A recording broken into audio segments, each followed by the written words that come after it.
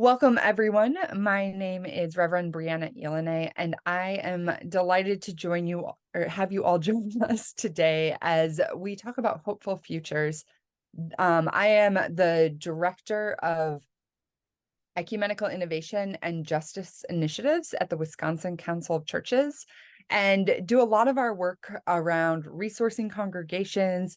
I like to talk about setting holy imagination in this field of work of what we a lot of us know the reality of the church. We know what we are dealing with in the day today, but what is the holy imagination that we can have that we can think about where God is calling us, can think about what we are called to do as God's church?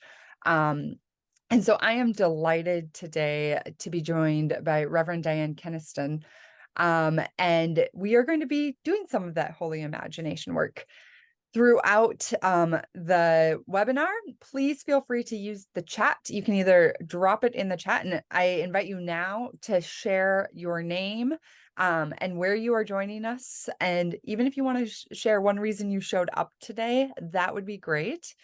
I also invite you to be thinking of questions. There's a couple different points that Diane will stop and create some space for questions. So you are welcome to drop those either in the chat.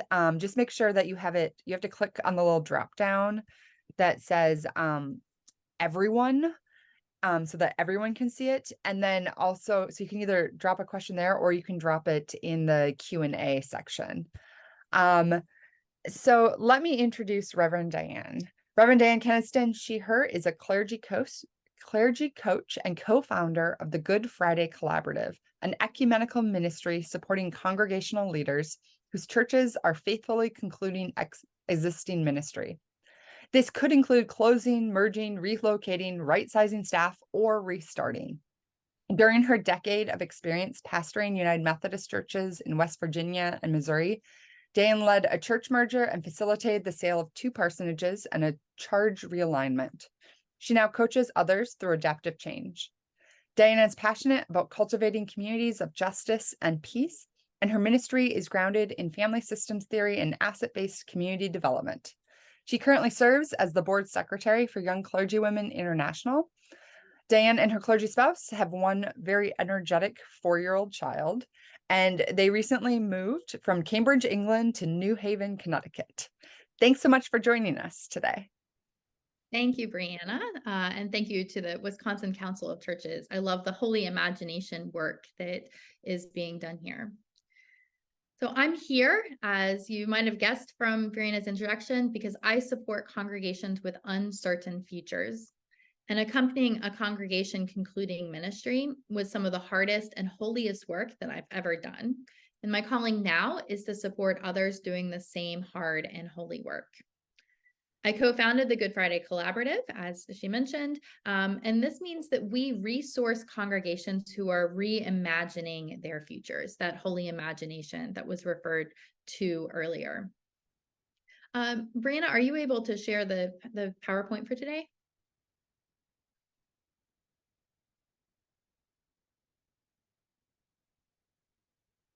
All right, as she does that, I'll share that today's webinar is cultivating our holy imagination by looking at the topic hopeful futures when congregational endings are new beginnings.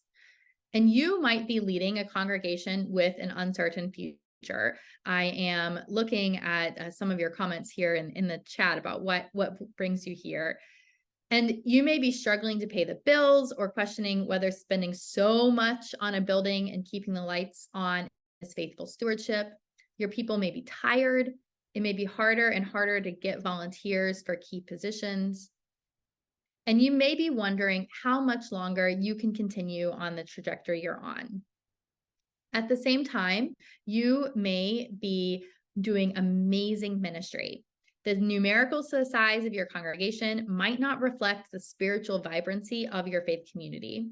And you may be wondering what is the next most faithful step for your congregation. Brianna, you can click forward one. As an overview of our time together, I'll start by sharing about my own experience of pastoring a congregation whose ending was indeed a new beginning. We'll look at theological issues that limit holy imagination. And then I'll present the 5 stages of church closure framework that we have developed through the Good Friday Collaborative. Finally, we'll zoom in on the first 2 stages when congregations are beginning to ask, what's next? Can we have hope for the future? And as we view these congregational endings in light of Christ's death and resurrection, we'll open ourselves up to new beginnings. The goal at the end of the webinar is for you to be ready to go from quiet wondering about the future to exploring possibilities and encouraging your congregations to do the same. So next slide. As we get started, I'd love to hear your hopes and questions for this webinar and what you hope will be different as a result of our hour together and what questions you're coming in with.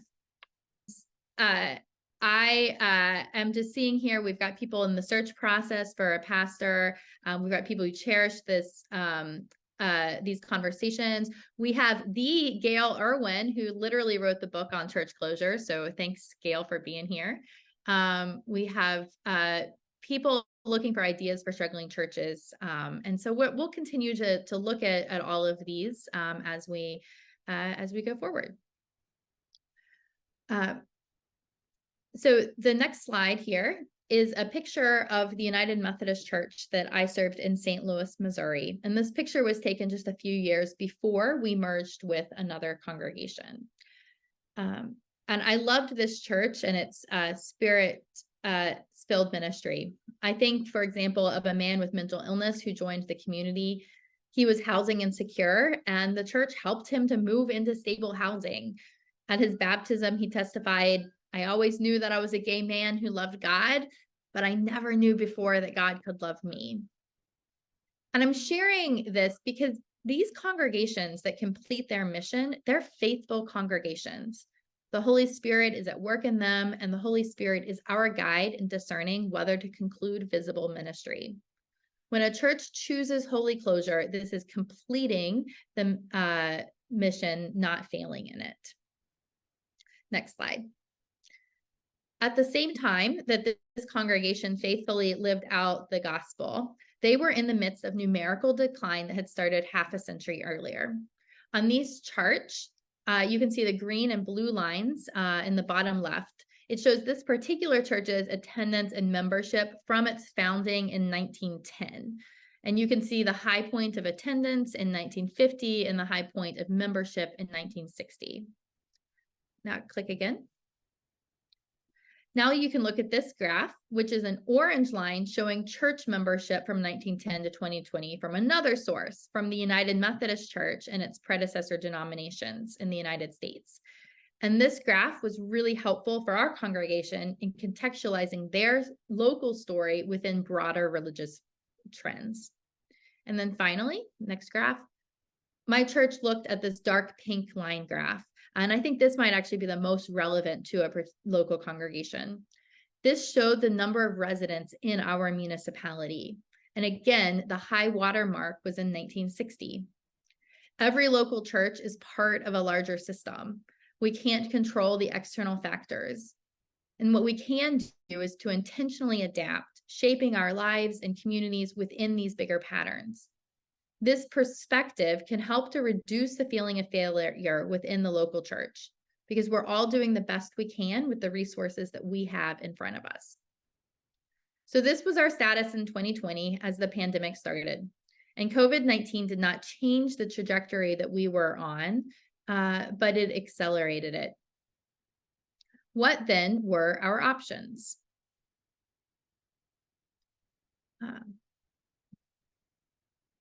Most churches have multiple possibilities. They include revitalization, which is where a lot of denominations focus their efforts, and a lot of councils of churches do as well. How do we, quote, turn around this congregation? The next option is reducing expenses. This is a way of aging in place. You might be cutting staff. You might be holding back on programming. You might decide to change the thermostat, do all kinds of things to whatever you can do to reduce expenses. The third option is to generate income. Frequently, this is renting the building, but there can also be creative ways that congregations will look to generate income, maybe starting new micro businesses, partnering with others. There are different ways that people will approach this, or just asking your members for more money over and over and over again. We did that a lot. All right, the next possibility is to merge or share or partner. So this could be a formal full merger. It could be beginning to share buildings with others. It could be combining ministries, like combining a youth ministry. So there are different ways that this could look. The next possibility is relocating. So some churches will sell their building and move to a place where they're renting instead, or they might move and buy a place that is smaller or easier to manage. The next one is to restart or replant, planting a new church. Usually this involves formally closing and then bringing in a church planter to lead you. And the last possibility is to close. These are just buckets to put these possibilities in. There are so many multiple futures that are possible, including variations and combinations of these options.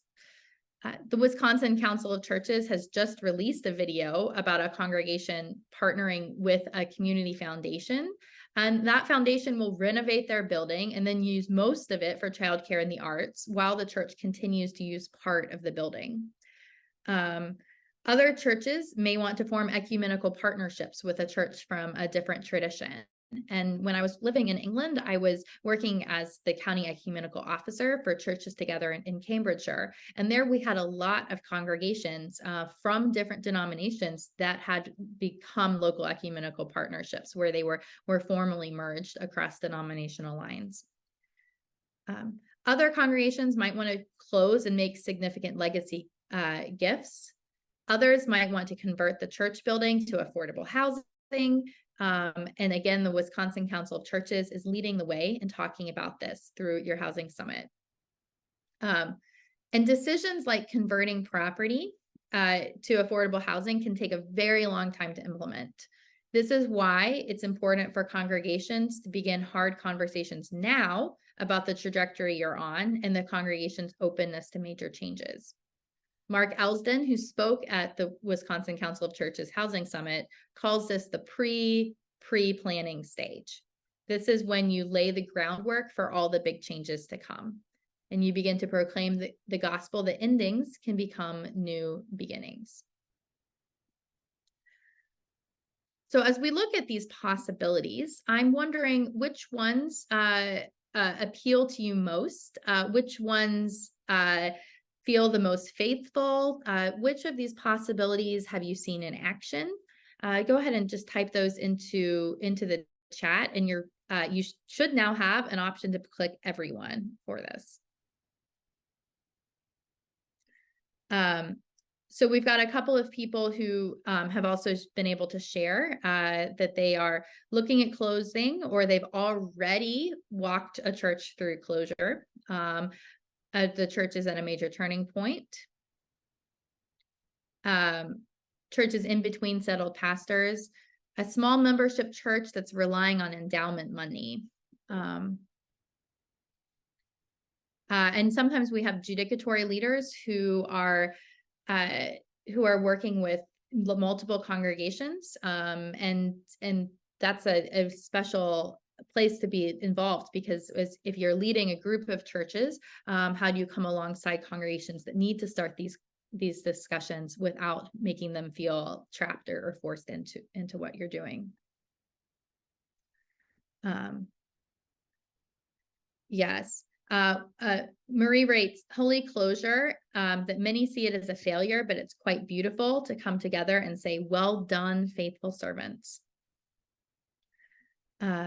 Others are trying to revitalize, working with a new part-time pastor.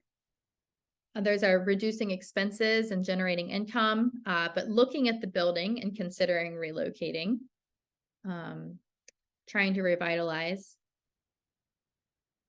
And when you try to revitalize, someone says they need more help/resources than I alone can provide. And at a previous church, deferred maintenance costs overwhelmed remaining leadership and led them to faithful closure. Yes. So sometimes you can keep going for a while, and then you end up with those deferred maintenance issues. that end up driving what the decisions are. I want to highlight what Betsy said, which is all are faithful options when undergirded with prayer and the Spirit's leading. Okay.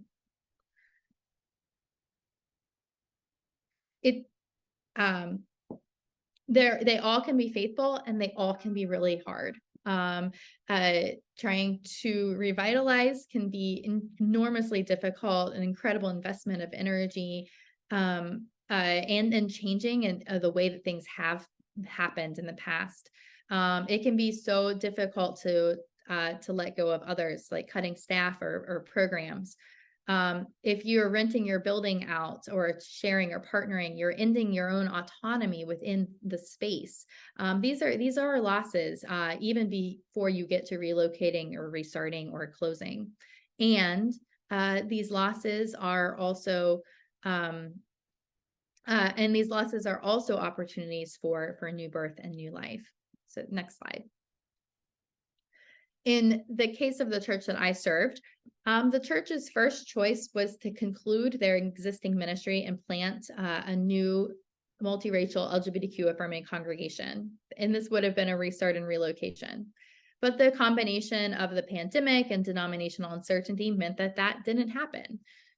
But we'd come to grips through this discernment process with the need to leave our building, because as people said, it wasn't faithful to continue pouring money into the building when we had been gifted these resources from previous generations.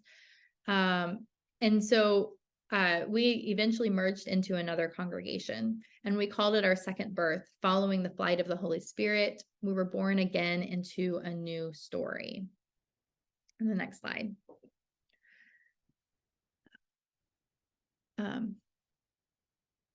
So the holy imagination that I'm asking you for is what could these look like, possibilities look like in your setting and in your context?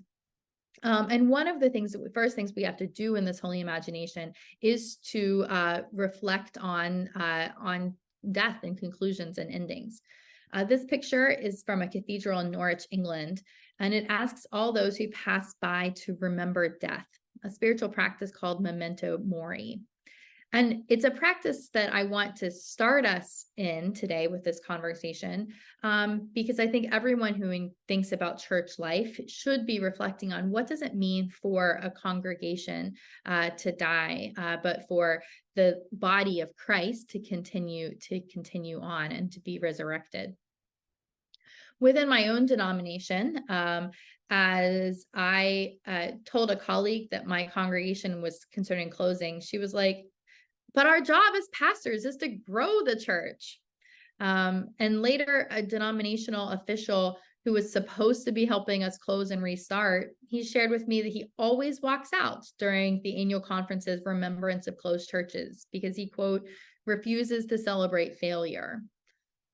These are examples in my denomination of where we are terrified of institutional death, even as we claim to believe in death and resurrection. We sound the alarm about churches in decline. We're captivated by books like I Refuse to Lead a Dying Church, or Autopsy of a Deceased Church, or Renovate or Die.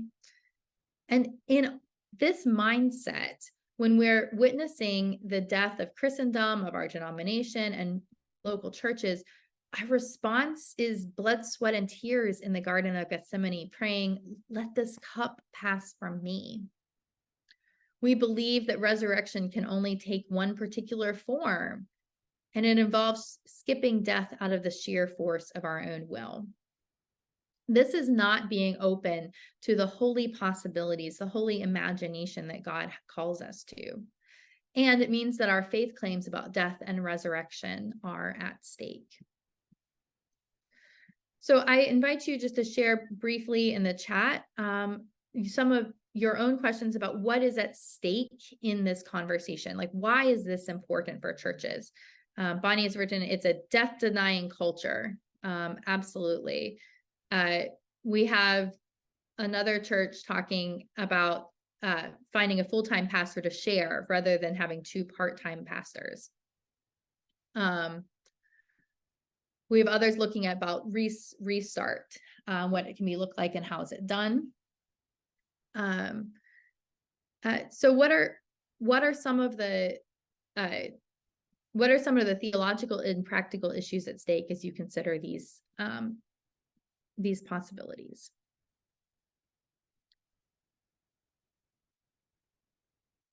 While you answer in the chat, Brianna says, I've reflected on the fact that we as individuals don't like to talk about death. So for sure, we don't want to talk about institutional deaths. Yes.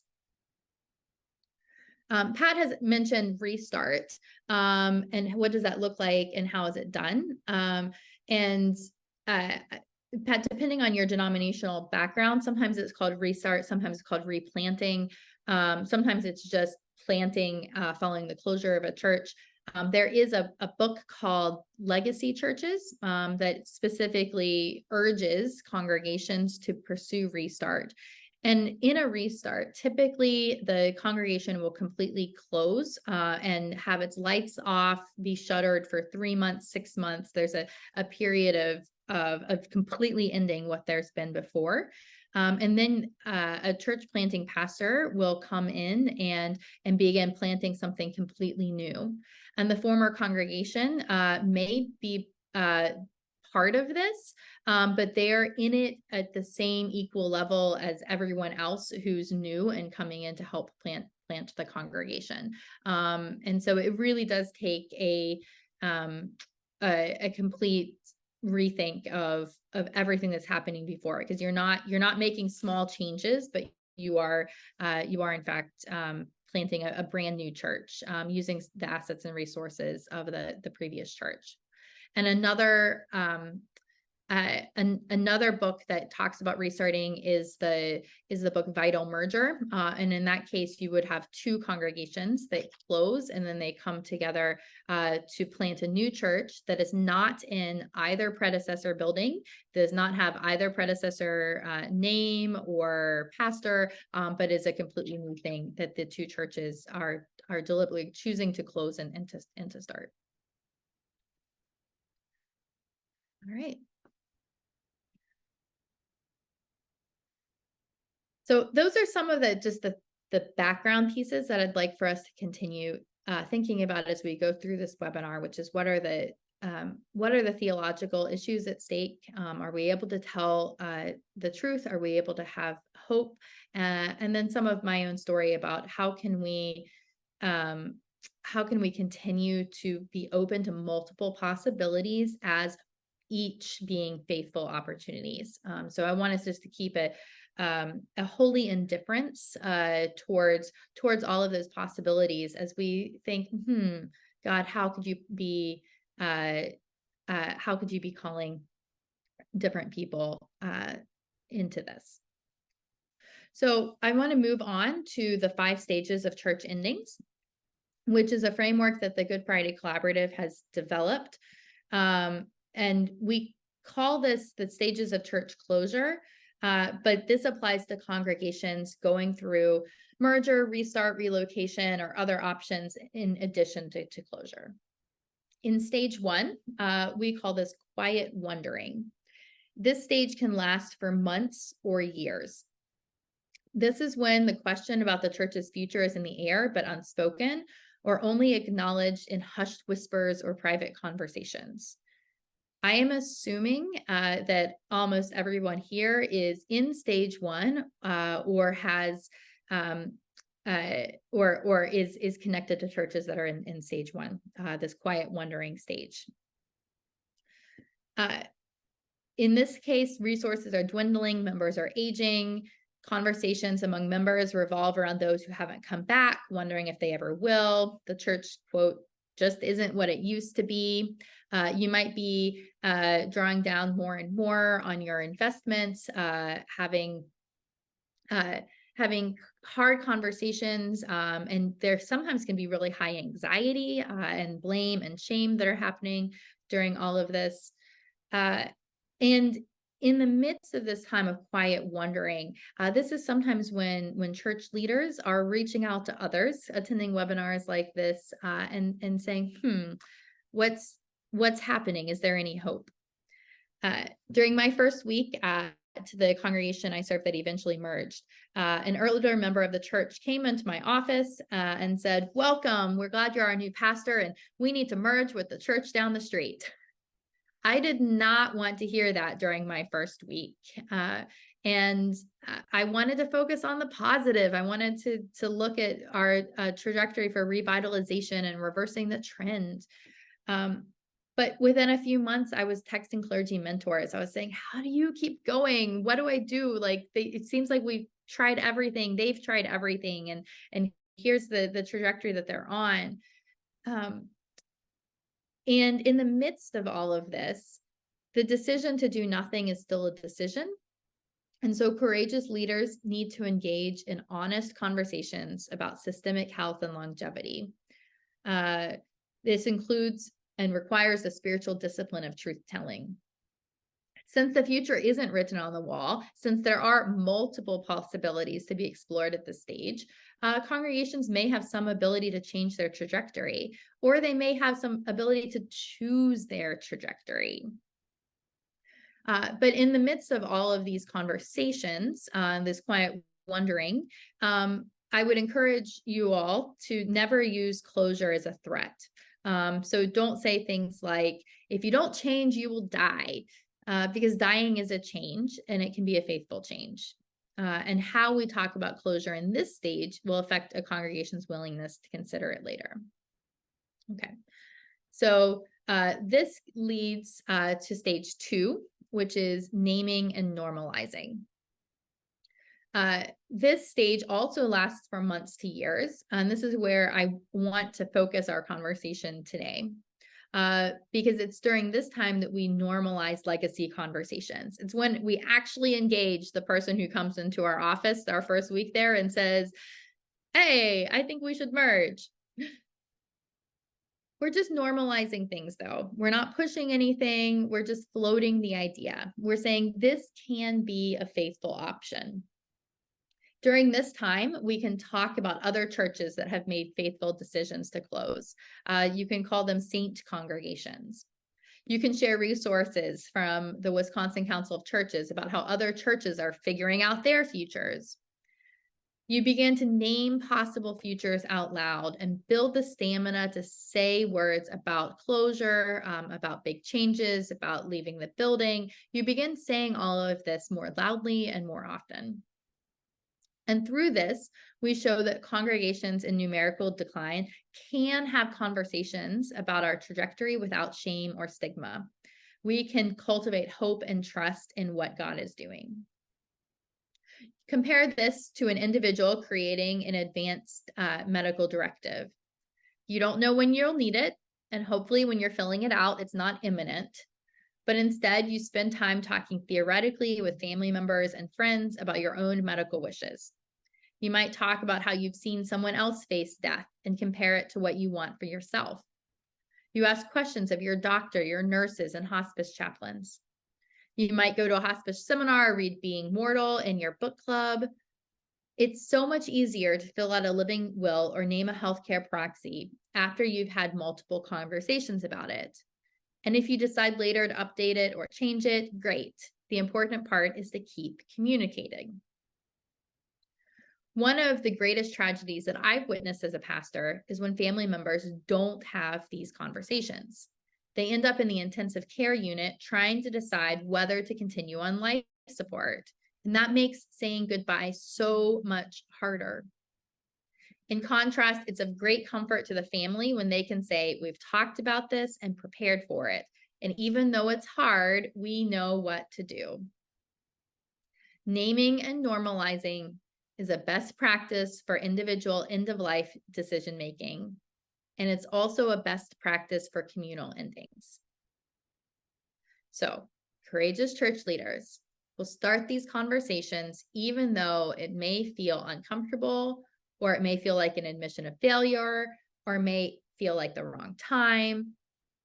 Just know you are not a failure. Your church is not a failure. And as my colleague Sarah likes to say, there's never a good time. So just start diving into these naming and normalizing conversations, because how long we spend in these first two stages directly impacts the rest of the process. You want to shorten the quiet wondering stage and lengthen the naming and normalizing stage. Any questions thus far on these stages? I don't see any, so keep going. We'll go to stage 3. This is intentional decision making. A congregation enters this stage of intentional decision making when they shift from informal conversations to formal and intentional conversations about concluding ministry. This includes one-on-one conversations, listening sessions, and business meetings. For congregations restarting or relocating or closing, this typically lasts for a few months up to a year. For merging congregations, this may be 1 to 2 years until the final vote, although intentions are usually declared earlier in the process. For congregations doing major creative ministry, like converting their buildings to affordable housing, this can take much longer. Again, in conversations with your leaders at Wisconsin Council of Churches, it's that some of those creative things, like, again, converting your buildings to affordable housing, like you need a 3 to 5 year runway to really implement this. This is part of why having these conversations earlier and earlier is so important. The key, regardless of which possibility you choose, the key is to ensure that there's adequate time for questions, prayer, and conversation.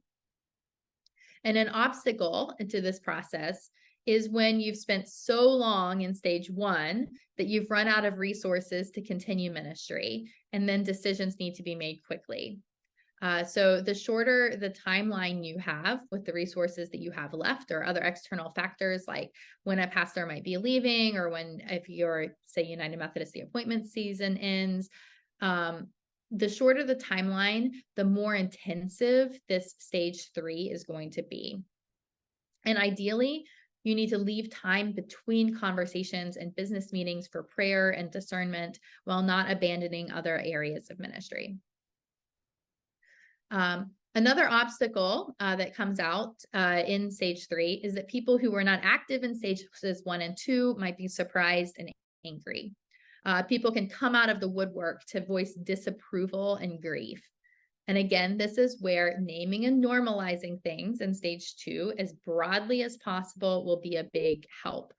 So when you have members who are maybe more peripheral members that are not coming very often to worship, beginning to have those conversations where you're saying, there are options, there are faithful ways to do this, that can be very helpful before you get to the later stages. All right. In stage 4, we have planning for final ministry. This includes logistics like assets, physical space, legal procedures, programming as the church concludes each ministry, and pastoral care that attends to individual needs. And if you're closing, pastoral care that connects church members to new church homes. Much of the planning begins during the intentional decision-making stage. And there are definitely churches that don't want to take any votes until they know what's happening to all of their stuff, that type of thing. But for those of you interested in the timing, we at Good Friday Collaborative consider that a congregation has entered the 4th stage, the planning stage, after the final decision to close is made. And so then, depending on how much planning was done during the decision-making stage, this planning stage will last from a few weeks to a few months. Occasionally a few years of selling buildings and things. But again, that's typically done after the stage 5 section of leading final ministry. So stage 5, leading final ministry. This can take a few weeks as the church holds final services, continues grief work, and puts into place the plans made in stage 4. This is a time for the community to celebrate the work of the Spirit through the life of the church. Are there any questions on these 5 stages? This is a high-level overview, of course.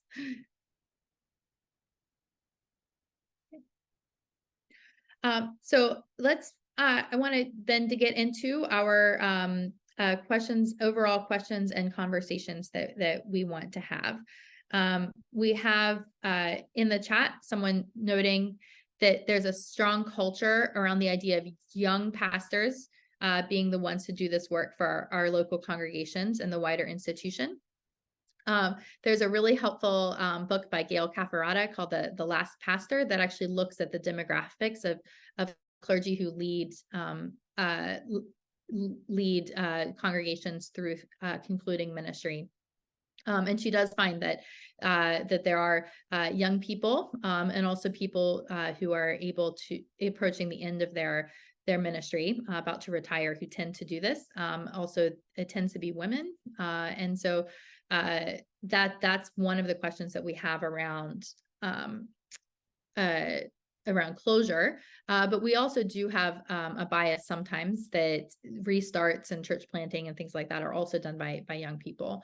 Although there's a gendered component to that, where sometimes the revitalization is given to men as well. So like there I think there are a lot of different components to that comment. Thank you to the person who wrote that.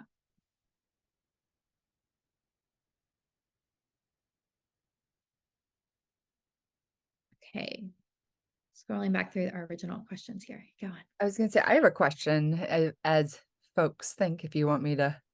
Mm-hmm.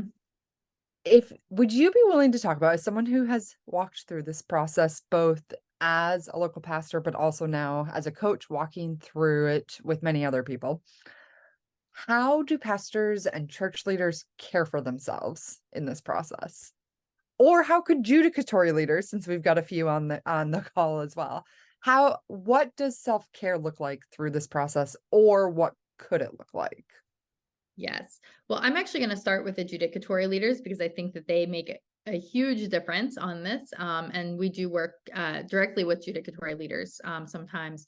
I would strongly recommend that judicatories establish policies in which there is a time for sabbatical and renewal following the closure of a church or a merger of a church, because we've also seen stats where burnout of pastors who lead congregations through including ministry is really, really high. People tend to take early retirement if they can. If they're younger, they tend to go on leave. So in order to include like clergy retention, actually having time where people have a month or 2 months to be paid, but just recover is very helpful. It can feel like doing a funeral every single day for months on end. And that can be a pretty common experience that people have. In terms of how to care for yourself as an individual pastor, connecting with others who've done this work can make a big difference. If you are able to talk just and pray with just one other person who has gone through it and they're able to share their wisdom and their experiences, that makes a big difference. We at the Good Friday Collaborative, we started our organization because the four of us were all closing or merging churches at the exact same time. And we needed other people to cry with and to experience things with. That's a lot of this work is passed on kind of word of mouth and orally. Some denominations, like the United Church of Christ, have really amazing denominational resources. And at the end of our time together, I'll share a link for resources and how you can access those, a list of denominational resources there. I had mentioned Gail Irwin earlier. Her book is really helpful. And we have an annotated book list on our website as well of ways that you can read and just learn and care for things. The small churches, when you have lay people who are without a pastor and holding things together, who are exhausted, this is so common. And it's one of the reasons that churches may have a lot of money, but their leaders are tired and decide it's time to end. Yeah, someone mentions the National United Church of Christ having good options with regular Zoom calls, and I think judicatories can do that. You can work with the Good Friday Collaborative to do that. The ELCA also has some good resources like that. But for the congregation that I served, we had about $1 million in endowments and investments at the time that we left our building and gave up our identity and merged with another congregation. We looked at the amount of money that we had and what we had available to us, and we could have stayed open for another 5 to 10 years easily. They could have gone to a part-time pastor instead of a full-time pastor. And yet they felt this is what was actually driving everything, was that they were exhausted. You had people in that congregation who had been in roles for 50 years, and they looked around and there was nobody to hand off the trusteeship to. And being to ask, okay, what is it that is continuing this legacy? How do we keep going on? And so Marilyn, who had mentioned the self-care and lay people, who are exhausted.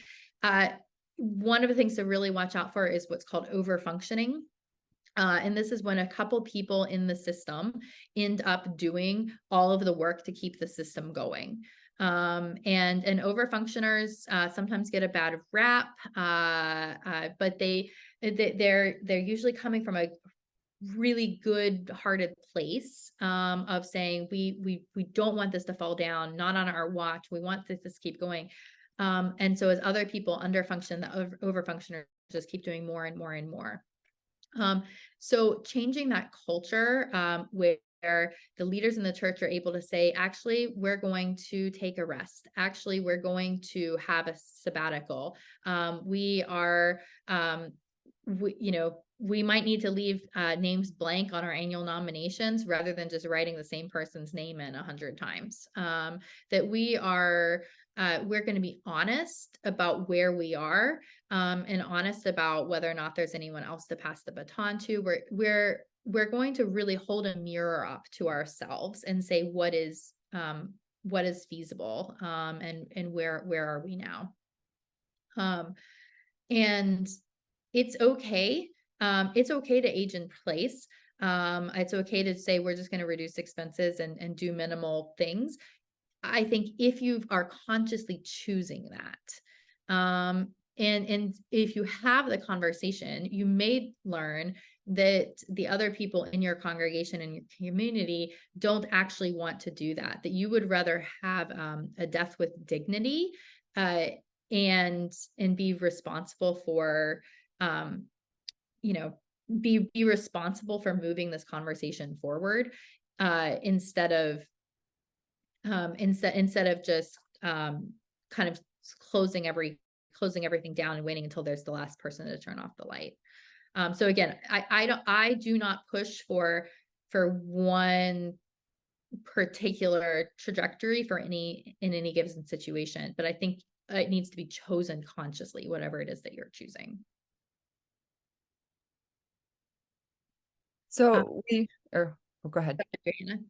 I say we have a question that's a little bit, or an experience that's in the questions, but I want to focus in on a question that I hear there of how, like, so often church closure is seen as a failure.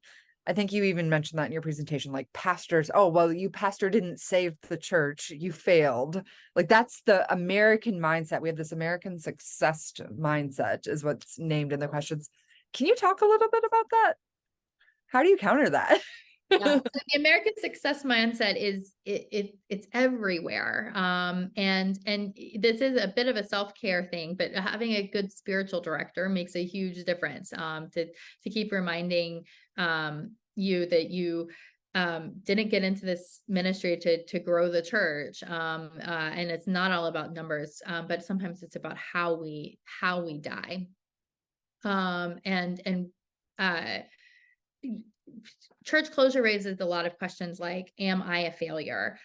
Did the church fail? Did God fail? And these are huge, important questions that we have to talk through and wrestle with. We also have to continue to say, well, did Jesus fail? And what does it mean to have a different way of measuring success? Um, uh, how do we empower folks to consider some of these other options in the face that numerical growth is the only measure of success culture? It's hard. It does involve storytelling. It involves looking and explicitly naming success in different ways. So in our merger, we had actually said our measure of success is not that the merged church is bigger than the two predecessor churches, because we knew that a large number of our congregants lived far away and were going to be going to congregations in their own communities. And then there was a core that was going to be moving to the newly merged congregation. So we said, what are our measure of success is that within a year, 100% of our former members have found a church home somewhere. And so beginning to name, okay, these are our indicators of success, can be helpful. I do want to address something that someone has shared in the Q&A about their time helping a congregation close. And the last time the judicatory told this person that there was no money to help him deal with the grief he was experiencing. And it is completely draining. Going back to the judicatory leader thing, having money set aside to help the pastor deal with the grief, like this is absolutely crucial. You're making an investment in your clergy and in your congregations. And to also recognize that all of this work is going to bring up additional complicated grief based on what else other people are experiencing in their lives. So the people who struggle the most with an institution ending are going to be the people who are experiencing other endings in their lives. I had several members who are about the same age in the congregation that I served. And I use a lot of those stories because they're not confidential like what the coaching is. But I had several members of the same age who were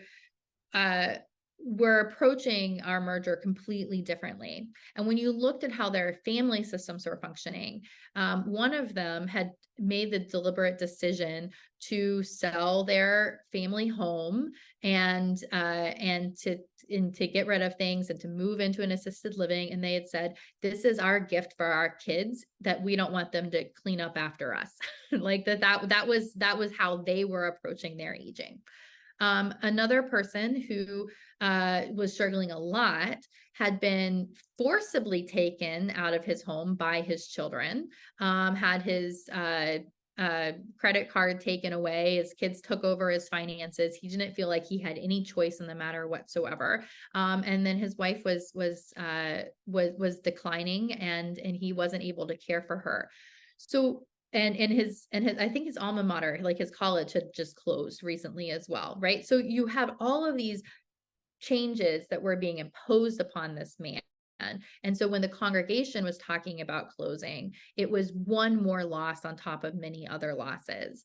Whereas the family that, again, had losses, but they felt that they were agents in those changes, they were able to do a lot better and adjust more easily. So just being aware of the broader context of grief that you're in is going to make a big difference.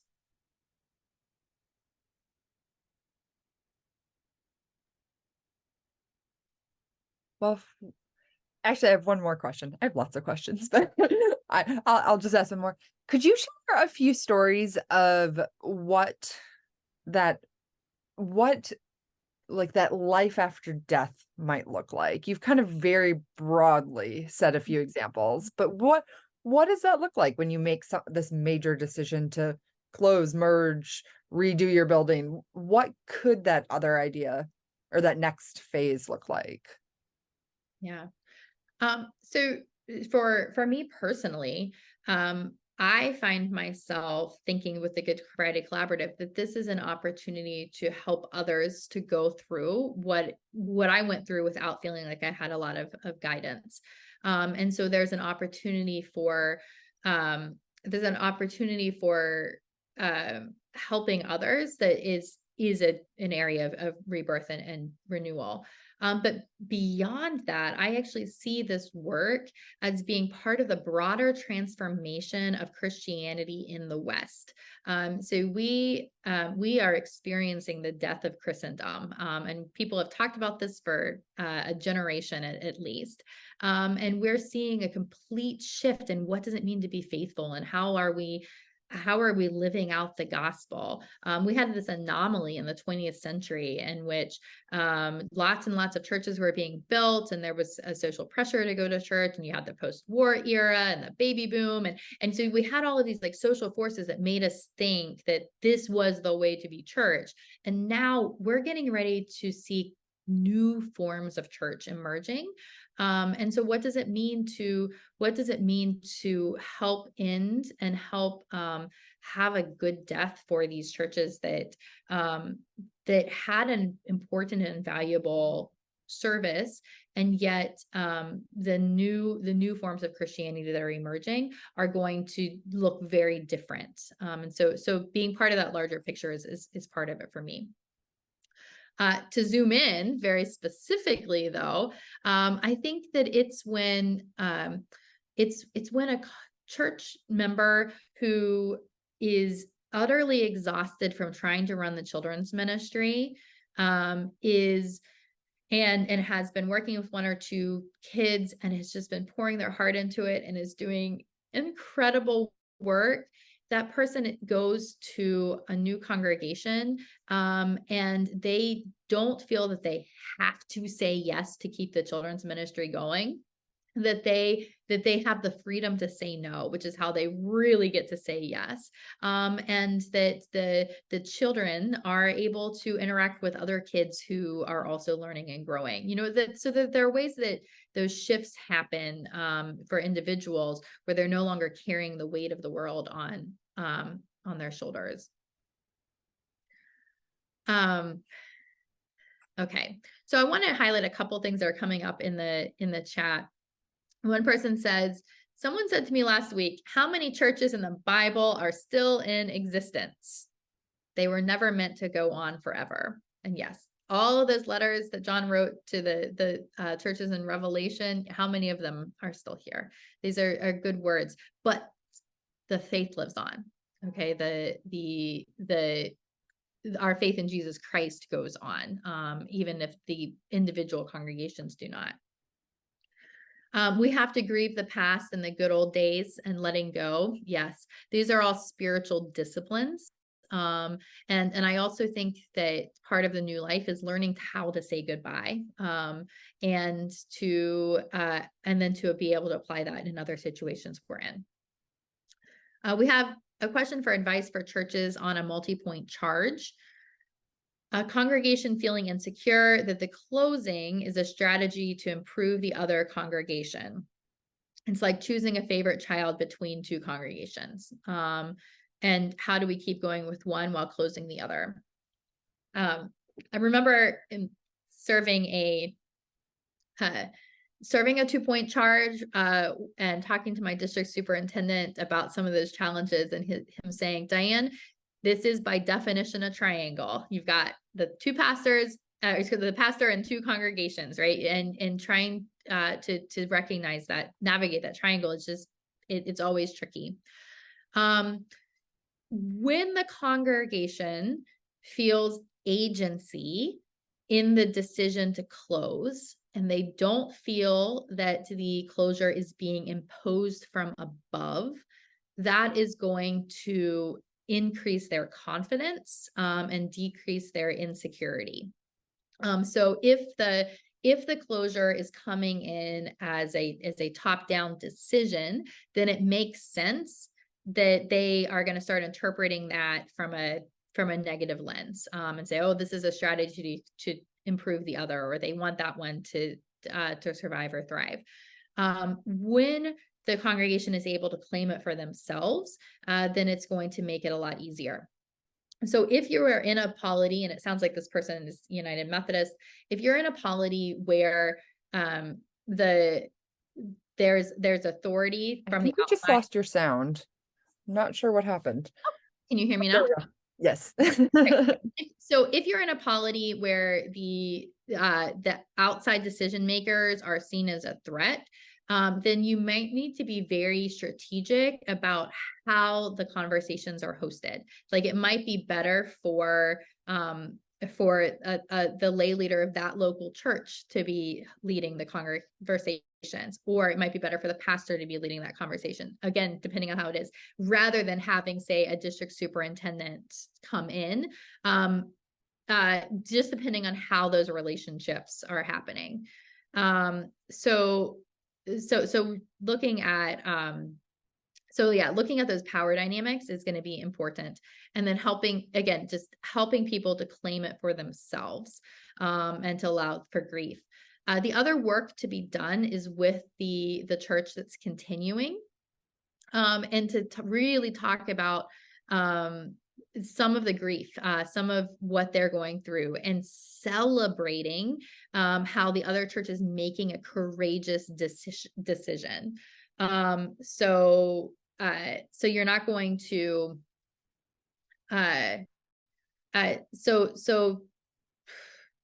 you're not going to just say, oh, you're here and it's one Sunday and now it's over with, but to continually be attentive to what's happening. And we've got a couple of recommendations here, for the book Quietly Courageous by Gil Rendell, and then talking about making friends with each other instead of merging or closing. So how are we becoming friends, is part of that. But yeah, how can that 2-point charge, again, I don't know if it's a merger or closure or what's happening there, but how can we continue to honor the sacrifice that's being made, and show that it's not something that's coming top down. The last question it looks like we'll have is, how do we navigate situations where conference leadership is not necessarily hostile, but more absent or inattentive or unhelpful or unsupportive? Again, this is going to depend on the long-term relationships that you have. Sometimes you might find that congregationalist resources, like from the Disciples of Christ or United Church of Christ, might be more helpful for you if you're kind of internally having these conversations. And then just continually over communicate in writing, so that you don't want just to have phone call conversations, but you just to keep regular updates. So if you have a conference leader that you say, this is what we're doing this week, we just want to keep you on board, and you don't need to get information from them, but you need to keep them abreast of everything that's happening.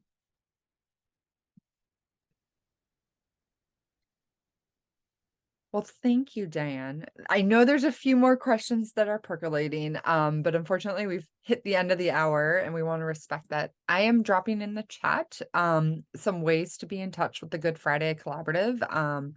You all have, I believe, do blogs, you've got resources. If people want to be really intentional, you do offer coaching. You guys are a valuable resource to have this conversation. And so I just want to say thank you for all that you've shared today and for all the work you are doing and this vision that you've set forth for us. Thank you.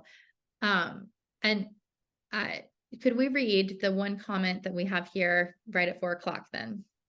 Yeah. This is from Kermit. It says, I gained perspective and hope from a prophetic image I received in a similar situation to the end of a church.